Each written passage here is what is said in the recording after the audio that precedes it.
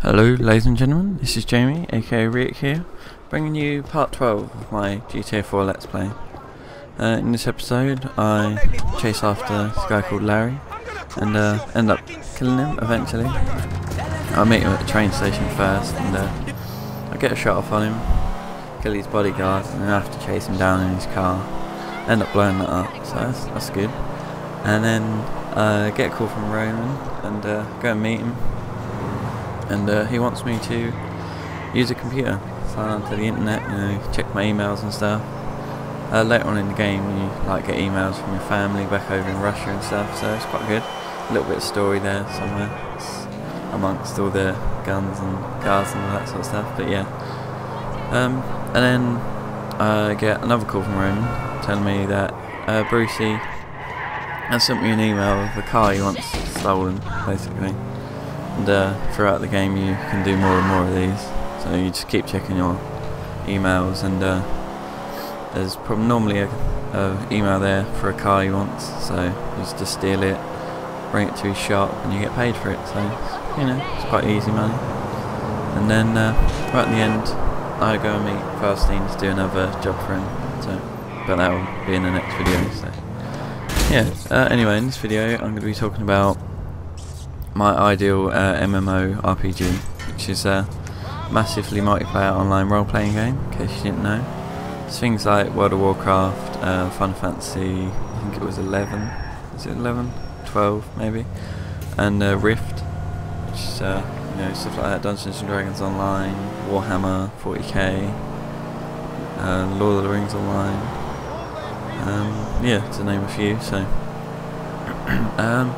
obviously there'll be little bits from a few different MMOs, mainly ones I've played, because obviously there might be good bits in others that I haven't played, but I can't really comment on that because obviously I haven't experienced it and I don't really know whether it's good or not. So yeah, to start off with, most importantly probably, the classes. There are going to be Final Fantasy classes like Red Mage, Summoner, all those really good ones like from Final Fantasy 11 as well. It was 11, I've got the box next to me. Yeah, 11. It was a really good game, a bit grindy, but then Final Fantasy games are always like that. If you party up with a group of people, it makes the grinding a bit more, acceptable, because you're obviously there talking to friends and stuff. So yeah, that was quite good. I didn't play it for that long. Like the first time I played it I got really bored of it, because I was like, obviously I had a mate on there but he was busy leveling up his Red Mage to 75 and then doing these final quests and stuff for that. So I kind of had to go solo for the first few levels and I didn't really enjoy it that much. So, and then the second time around we've done a little bit of partying and I found it a lot more interesting and fun, so I didn't really play it for that much longer because I had WoW at the time and I didn't really stop playing that. So yeah, I wish I had played more Final Fantasy. Might do in the future at some point. So yeah, you never know, I might bring you some videos of that, although I don't think it records in 720, so it might have to be a lower resolution for that. But we'll see. You never know. Might be something for the future. But yeah, Final Fantasy classes. So, and with the option to switch between them. So I think that's one of WoW's big flaws, literally it's the biggest flaw of WoW, is you have to have a different character if you want to play a different class.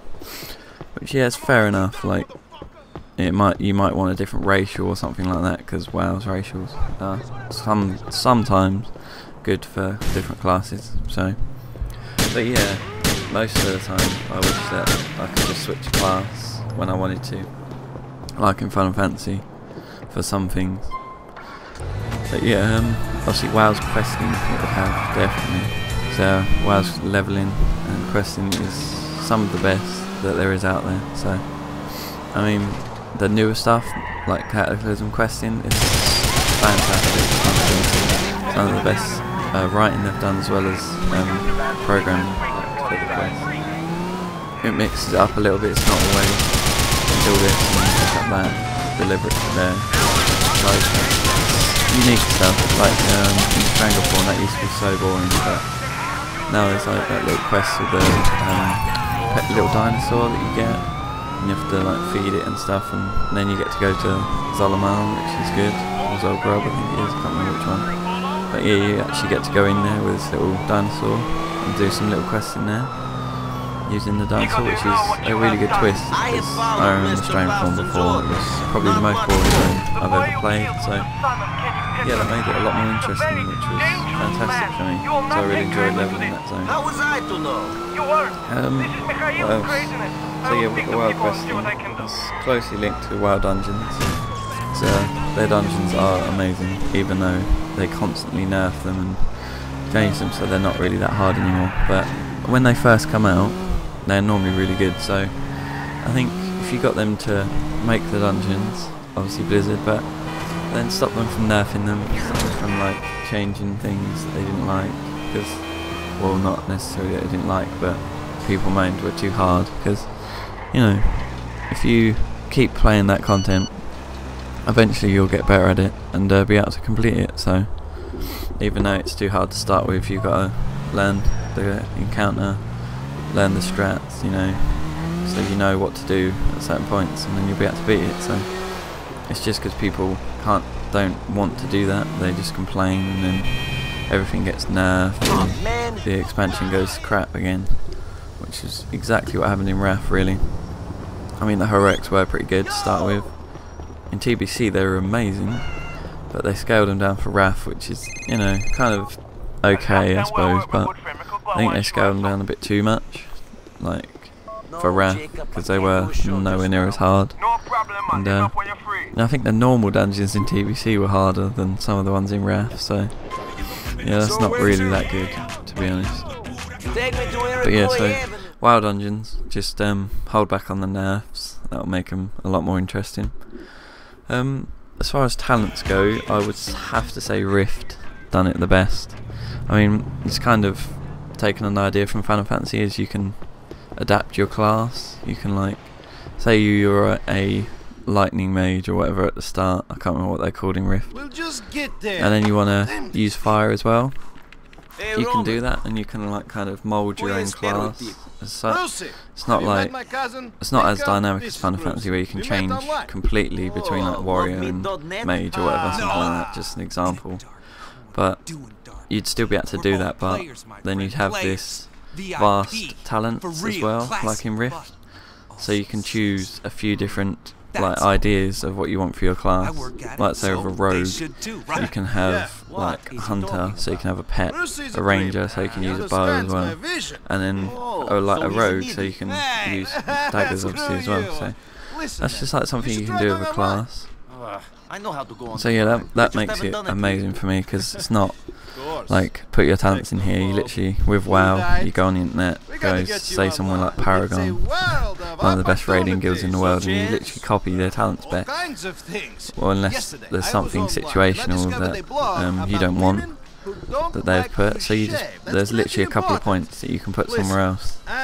So I don't like that personally. I prefer it to be, you know, you can choose your own talents and put them in where you want, because if you're literally copying someone else's build, there's no thought behind it. It's not like I chose this build and it works really well, so there's no, you know, you don't feel like you've achieved anything as such. Whereas if you play Rift and you choose your talents and they go really well together, they synergize well and end up working out fantastically, it's kind of a bit more rewarding, because you haven't copied and pasted it off a website. You've kind of thought about what to do and then changed it up to create, you know, a really good talent tree, which I found that was really good. So yeah, what else? Public quests, obviously. There's got to be some public quests, because in WoW there's obviously nothing like that. And Final Fantasy isn't either, it's all partying, and either partying or soloing, grinding mobs over and over again. So yeah, but in Rift you've got the public quests where the stuff's like taking over certain parts of an area, and you know, you've got to push them back or you won't be able to quest in the area, which is a fantastic idea really, because it's kind of it's not forced as such, but it's kind of recommended that you do that. Otherwise your whole land's going to be taken over by rifts, and you're not going to be able to do much without constantly fighting enemies. So yeah, it takes quite a few people to do it, obviously, and that's a good thing. Like, kind of stops everyone from staying in the cities and mass populating that area, because they can go around the higher level areas, find these rifts, and peg them back. Maybe why they're queuing for a dungeon, which which would be quite good. So yeah, the public quests, they could do a little bit of like improvement, because they've got the Warhammer loot system, which is really good, I think.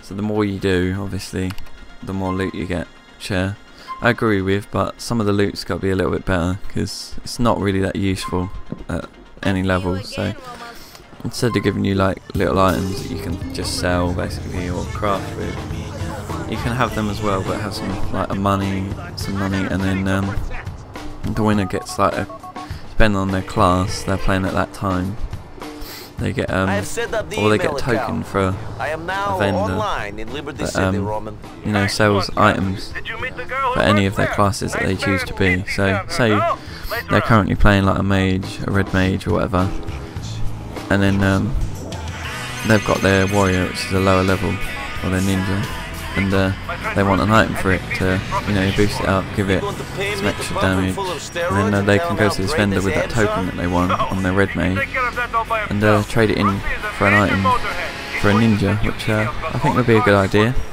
seeing as you've got to get gear for all these different characters. There's got to be a way of doing that without running in the same like dungeons like 500 times just for your different bits. Say one boss you need 3 or 4 bits from it, it wouldn't be that great, like grinding it all the time. Although one thing in dungeons, obviously if you all could do all classes, there would be a lot of needing and greeding.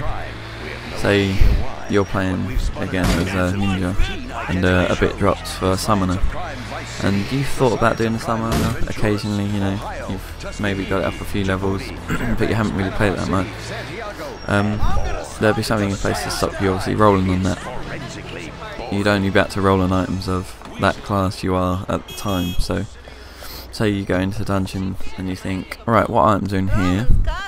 And then you think, okay, so I want this and this for that, and just this for that, so I'm going to go with the option where there's 2 drops. So you've got a bit more chance of getting an item. So yeah, you've got to choose what class you want to be before you enter the dungeon, which is the first thing. So when the queue thing pops up, it will say what position you are, either tank, heal, DPS, whatever, and it'll come with that box, and it will come up with the options of what you can be. So say you've got a couple of DPS classes, it will say what ones you want to be, and you'll click on the one you want to be, and it will warp you into the dungeon. Sorry? Yeah, it'll warp you into the dungeon, and you'll be that class. And as you switch classes, obviously you'll have to switch gear as well, so there'll be obviously an option in place to swap your spells over on your action bars, but you have to change your gear over. So I have the character gear set thing on WoW, where you can just hotkey it to a number in your action bar, and you can quickly change gear all at once instead of having to click each piece manually, which is a bit aggro. So yeah, I think that'll make quite a good game. What else? The raiding, obviously, end game. Everyone wants to raid, so yeah, that'll be similar to the WoW ones again. But so I'll let them develop them, Blizzard, but not do the nerfs again. So nerfs are never good. They're not good for anyone. They don't teach you how to play properly. And just in general, they're not helpful, because if you're just learning a fight and you think you're getting better, you think you've got the strat down, and then they nerf it, that all feels like it's kind of pointless doing all that. So in future then you'll just think, oh, that's alright, I can't do it now. Instead of learning, I'll just wait a few weeks. They'll take the difficulty down, and I'll be able to do it easily. So that's not really what you want from your player base. You want to push them a little bit, not too much, so like only the top people view everything. I mean, you want a happy medium really. Heroics, obviously, they are for the tip-top people, and then you have normal, or like, yeah, normal I suppose will be the next difficulty, which is for most people, not all. And then obviously you got, I wouldn't say it'll be normal, easy and hard, but like it'll be a equivalent of an easy. So there'll be different skill levels basically, because at the moment in WoW there's just two. This is normal and heroic, which is not enough, nowhere near enough for me. So sometimes the normal stuff is too easy, so you blast through that, and then you get smacked in the face with the first heroic bosses, which are like insanely hard sometimes. So there's got to be a step in between those two, I think, just to like help you get from one to the other as such, you know, because it's sometimes it's a bit disheartening if you breeze through all the normal content really easily. You think, yeah, I'm doing really well, and then you go to do heroics and they're literally just like a brick wall in front of you, and you have no chance of doing them because you know you don't play your class well enough as you thought you did, but it turns out, you know, you haven't got enough like situational awareness. You don't know the strats as well as you thought you did. So heroic, they're ramped up a little bit, so you know you've got to be quicker, you've got to think quicker. So you know, it's not well balanced in WoW, I don't think. The fact that there's only those two difficulties, it's never good. So yeah, we'd have 3, possibly 4 difficulties, depending. And then we'd have some epic bosses, basically. Like, think of Algernon in WoW. So you've got to complete all the stuff on like heroic, and then you can face him. So obviously you've got to complete the hardest content to access these bosses, and they'll drop like insane loot. They'll have huge loot tables, so there'll always be an item 2 for each class. So yeah, they'll be really hard. Obviously, there won't be a walkover at all. They'll have a few phases, and they'll do some mind control effects, something of that nature. You know, they'll have some insta kill mechanics if you say get in the way of a spell or, you know, an AoE or something, then you'll die straight away. Stuff like that. You need insta kill mechanics in raid dungeons, and even heroics, I'd say, like heroic 5-man. So you know, it makes it a bit more challenging. You've got to be aware, you've got to be ready for that to happen. Hey man, I put that. Sorry, I can't stop yawning at the moment. It's pretty early here, so. But yeah, so multiple difficulties, instant death mechanics got to be in there. What else? Can't really think much else. Oh yeah, the questing. There'll be quests for dungeons, obviously all of them. Like in WoW, where you walk in the dungeon, you get the group of quests, and you can do them and then get back to the start.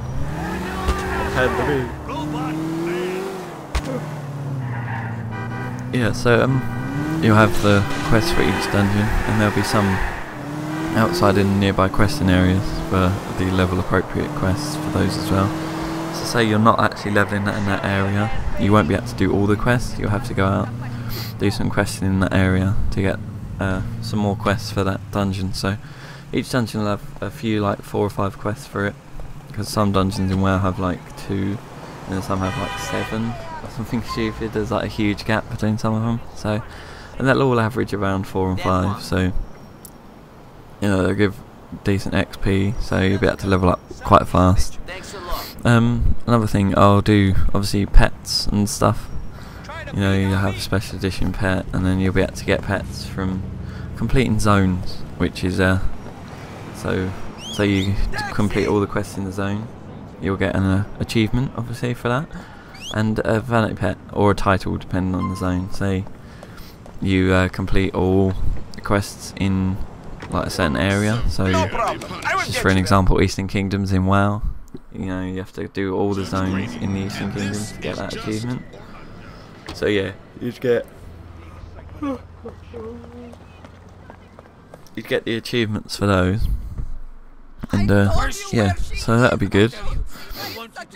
And you get pets, obviously you get a lot of pets as well. So everyone likes pets. And mounts for completing some dungeons.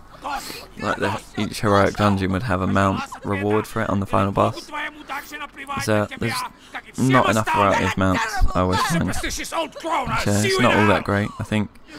There could always be more variety of everything, basically. And yeah, so obviously the more mounts there are, the less common some of them will be, and people will be like, oh yeah, that's quite a nice mount, you know. If they can't beat that content, then obviously they'd look at that mount and think, wow, if only I could beat that content, then I could have that awesome mount.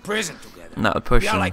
Some people, anyway, some people would be after the mounts and stuff. So I know a lot of people collect mounts and pets. So yeah, so that would push them forward a bit, try and, you know, get them to push themselves, become better, and learn the encounters and actually beat it, and just so they could get their pet or whatever, or mount, whatever it may be. Also the raids would have them as well, so obviously there'd be the same skins for the different difficulties, but there'd be different colours basically, depending on what one it was.